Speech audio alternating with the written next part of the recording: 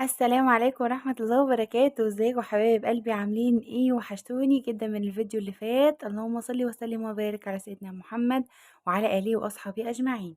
النهاردة بقى جايلكم بوصفة حلوة جدا وتدفينا كده بقى ان شاء الله مع دخول الشتاء، نملى كده بيتنا بركة وخبيز، وإن شاء الله تكون سنة سعيدة علينا جميعا يا رب إن شاء الله. النهاردة هنعمل وصفتنا، وصفة الحجازية سهلة وبسيطة وجميلة ومفيهاش أي حاجة ولا أي تعقيد. يلا بينا نشوف المقادير وطريقة التحضير. دلوقتي بدأت بالمكونات الجافة. ايه هي المكونات الجافة عندي كوبايتين من الدقيق، عليهم كوبايتين ونص من السميد، عليهم معلقة صغيرة من البيكنج باودر، ونص كوباية من السكر، ورشة ملح. لخبطتهم في بعض وسبتهم على جنب. دي نص كوباية السكر. وعندي في كوباية حطيت معلقة كبيرة من الخميرة الفورية، عليهم مية دافية، وكمان آه بالظبط معلقتين من السكر. بدأت أقلب كويس أوي. المية خلي بالكوا لازم تكون دافية.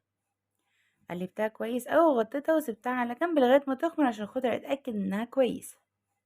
دلوقتي خدت كوباية من نفس المعيار بتاعي، حطيت نصها سمنة والنص التاني زيت. يبقى أنا خدت كوباية سمنة على زيت، نص ونص.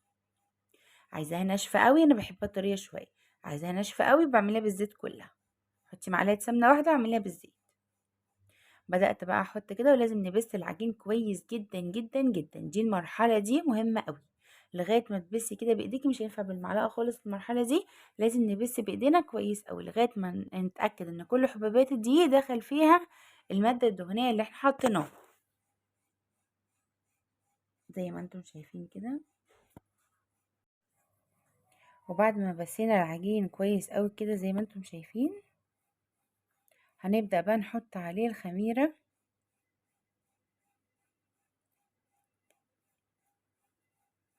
اللي هي فورت وتأكدنا ان هي كويسة وصالحة.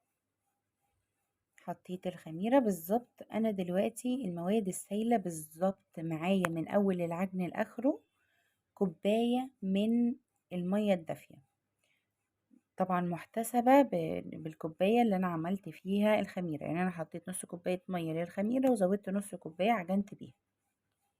بدأت أعجن كويس جدا كده لغاية ما حسيت إن العجينة طارت في إيدي كده وبدأت تتشكل عادي خالص أهو. ومية مية كده العجينة بتاعتي جاهزة. أسيبها مش أقل من ساعتين أو 3 ساعات، يعني أقل حاجة ساعتين. بغطيها وأسيبها. هي بتبقى تقيلة في التخمير بس تمام، بتسيبيها وبتترفع معاكي وزي الفل. دلوقتي نحضر الحشو. كوباية من السميد، كوباية من السكر، 3 معالق من القرفة، عليهم 3 معالق من الكاكاو. ومعالق القرفة تكون كبيرة، يعني ربع كوباية من الكوبايات اللي احنا عايرنا بيها. يبقى معلقة كوباية من السميد، كوباية من السكر، و3 معالق من القرفة مليانين، و3 معالق من الكاكاو. بدأت أقلب كويس جدا. وبعد كده هاخد مية دافية وانزل واحدة واحدة. يا سلام بقى لو معاكي شوية اسمها ايه، فانيليا، بتدي طعم حلو خالص. بدأت بقى كده أسقسق واحدة واحدة عشان أنا عايزاها زي الرملة الرطبة بالظبط. بسقسق واحدة واحدة كده لغاية ما تبقى معايا زي الرملة الرطبة بالظبط، زي ما انتم شايفين كده. دلوقتي بقى خدت ورقة زبدة وحطيت عليها نص العجين وفردته كده زي ما انتم شايفين. بدأت بقى أفرده كده بالنشابة أو المجري، عندك أي حاجة. المهم انت تفرديها كويس وتبقى سوا واحد، والخطوة دي بتبقى حلوة جدا. وفردت الجزء التاني في الصينية تحت، وحطيت الخليط بتاعي ووزعته زي ما انتوا شايفين كده بالظبط. وبدأت بقى احط العجينة الباقية التانية بتاعتي اللي انا عملتها.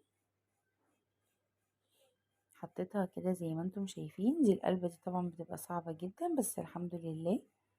بعد ما خلصتها اخدت بقى شوكة وبدأت كده اخططها بالشوكة خطوط طولية بتدي شكل حلو جدا جدا.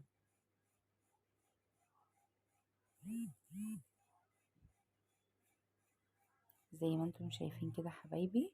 بظهر الشوكة بتبدأي تعملي خطوط كده زي ما انتم شايفين. عايزة تمشي عليها بالعرض تمام، مش عايزة خلاص يبقى خليها بالطول، بتبقى شكلها حلو كده. بس انا عملتها بالطول وبالعرض وكانت في منتهى الجمال. لازم لازم لازم بناخد الحجازية ونقطعها قبل ما تدخل الفرن، لانها ساعات طبعا هي بتبقى هشة جدا وممكن تتكسر منك.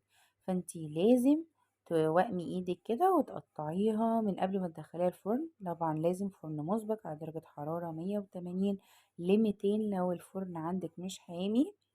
وبتتحط في الرف الوسطاني عادي خالص لغاية ما تحمر من الجناب، ونولع الشواية وبتاكليها بألف هنا وشفا.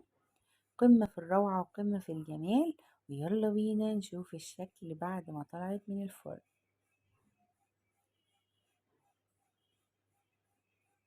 بصوا بقى حبايب قلبي الجمال والحلاوة، دي بعد ما طلعت من الفرن.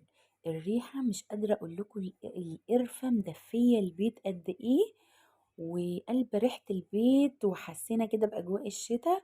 كوباية بقى شاي بلبن كده ولا شاي بالنعناع، يا سلام يا سلام.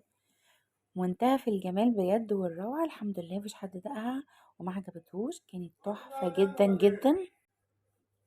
بصوا بقى الجمال والحلاوة، شايفين؟ بسم الله ما شاء الله، بجد خطيرة. انا مستنيتش عليها تبرد، لازم تبرد خالص عشان خاطر تشوفوها. بصوا الجمال والحلاوة ماسكة بعضها ازاي، والطبقات والهشاشة والتضليعة من فوق، بجد طعمها وهمي. جربوها بالطريقة دي. متنسونيش في لايك وشير وسبسكرايب، بحبكم جدا. واستنوني الفيديو الجاي قوي جدا جدا. والسلام عليكم ورحمة الله وبركاته.